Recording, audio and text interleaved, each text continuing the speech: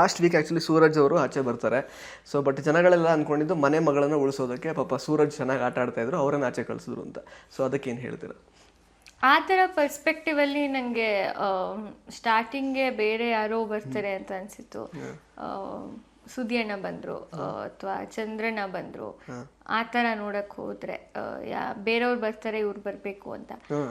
So ಸೂರಜ್ನ ನಾನು ಉಳಿಸ್ಕೊಳ್ಳೋಕ್ಕೆ, because ನಾನು ಅಂತ not that's the big of a star, ನಾನು ಉಳಿಸ್ಕೊಳಕ್ಕೆ ಯಾರನ್ನೋ ತೆಗಿಬೇಕು ಅಂತ.